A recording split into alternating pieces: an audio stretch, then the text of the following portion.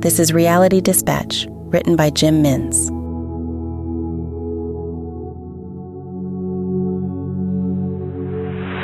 It was St. Patrick's Day, and there were bodies everywhere. Irish backpackers and tourists all danced, gyrating and moving to the music performed by the geriatric fiddler and his guitarist counterpart. Roger Dayton was on the other side of the world, in Sydney, Australia, having taken time off the G-SOT tour to investigate the local customs and potentially score a side story that hadn't been planned on his brief of the island nation. The toe-tapping was infectious, and although he made a point of not drinking whilst on another continent, especially while on work duties, bad habits die hard, if at all, especially when they become customs, Dayton broke with tradition to partake in the festivities. He ordered a Kilkenny and rested it in his hand as he watched the band belt out the classics he had become familiar with, thanks to their updated covers. Thin Lizzy sprang to mind in a distant memory that served him a tilt and bob of the head as he sipped at his thick-headed dark stout. That's when he noticed her. She looked out of place among the young cohort in attendance, and the Mercantile Hotel was a run-down, piss-stained dreg of a pub that seemed not to fit her demeanor. Yet she sat there at a table to herself, not being bothered by anyone, a miniature glass of sherry resting alone in front of her. She watched the band, and Roger could make out the heel of her flats going up and down as she found familiarity with the tune. He wanted to know what brought her to such an establishment on such a day. Maybe she was a regular and this was part of her routine.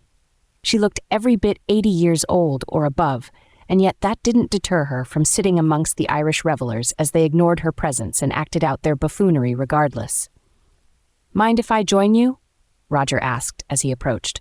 She was shocked and almost fell out of her seat. Sure, love," she said. Roger raised his glass to her and she returned the favor. Their glasses clinked as they sipped in unison. It looked as if it were the first sip she had taken thus far. "I'm Roger," he said to her. "Happy Paddy's Day." "Happy Paddy's Day, Roger," she replied. "I'm Bernadette." They watched the band after their brief exchange, and Roger felt his head move to the music in a more obvious fashion. "Can I ask you something?" He turned to her after a while. "You want to know what a little old lady like me is doing in a place like this?" she replied. Roger nodded. "My husband died on Paddy's Day, 28 years ago. No, 29 years ago," she said. "He was a child of the Depression, made to dance the Irish way when he was a kid to put food on the table. Every Paddy's Day, he'd bring me here and would take the stage and perform his champion moves for everyone. He was a champion in Australia back in the day," she reminisced. "Wow," Roger said.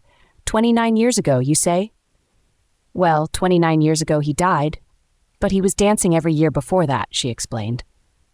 "And he died on Paddy's Day?" Roger asked. "Yeah." "Rather unfortunate, isn't it?" she said.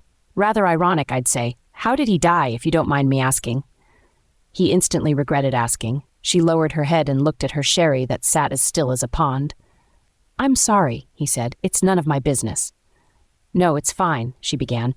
"He fell off the stage and hit his head," she explained. "Oh my God," Roger replied. "Right over there." Bernadette pointed her finger at the stage that housed the elder fiddler and his offsider with the 6 strings. "Broke my heart. It did," she said before taking her second sip of the drink. "What was his name?" "Jack."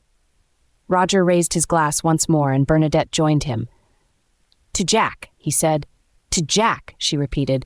They clinked their glasses and drained them.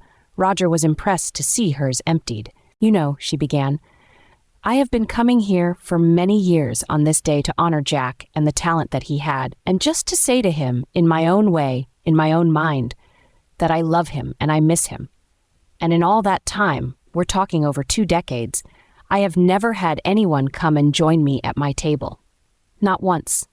I've had loudmouths vomit all around me, running into the table in the middle of a fight. I've had ladies and young girls trip over the chairs and land in my drink." She breathed deeply at the memories. "Nothing nice, you know, not like this.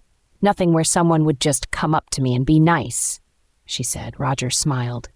"Can I buy you another drink?" he asked. "Thank you, love. That would be nice," she said. Roger left her alone to continue enjoying the music.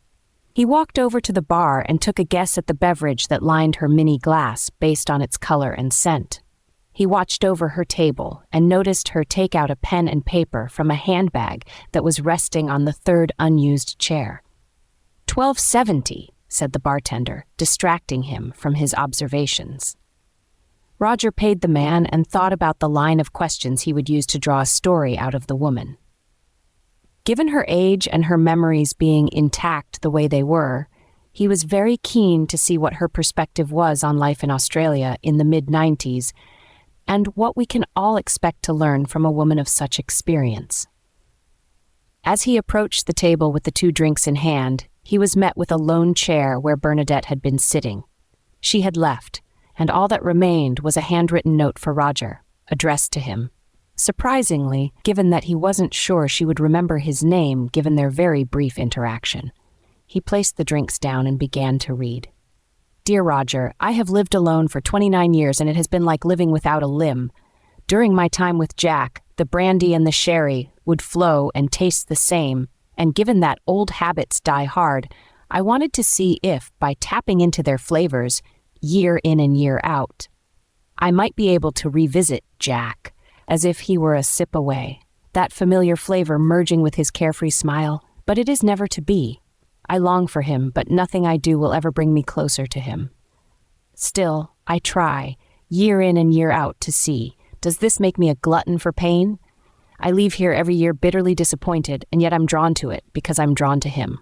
And at my age and given my fragile mental state, this place and he are one and the same for me. I leave every year bitterly disappointed. Except for this year. This year, you gave me something that has been missing for some time. Attention.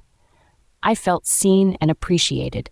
I wanted to end it as soon as it began, because I knew by your accent that you were a visitor to these shores, and that one day I would have to say goodbye to you. And I promised myself a long time ago that I would no longer give goodbyes. Roger exited the pub and looked up and down the footpaths that led away from the hotel. He wanted to give goodbye. He felt compelled. He had never encountered such an interesting subject before, and he wanted her to know it. He wanted to share his profession and let this little old woman know that her existence had left a lasting impression on someone who is not easily impressed. But she was gone, vanished from the area and its surroundings. "Excuse me, sir, you cannot bring that out on the street," came a voice from behind. Roger turned to see a security guard enforcing the alcohol prohibition on the sidewalks. He realized he still had his freshly poured Kilkenny in his left hand and the handwritten note in his right. He turned to look inside the pub at the table that now sat bare. Bernadette's undrunk sherry sat alone, full to the brim and bouncing to the sound waves of the Irish band that kept their tunes running for the appreciative crowd that drank and danced and lived a carefree existence for the next few hours.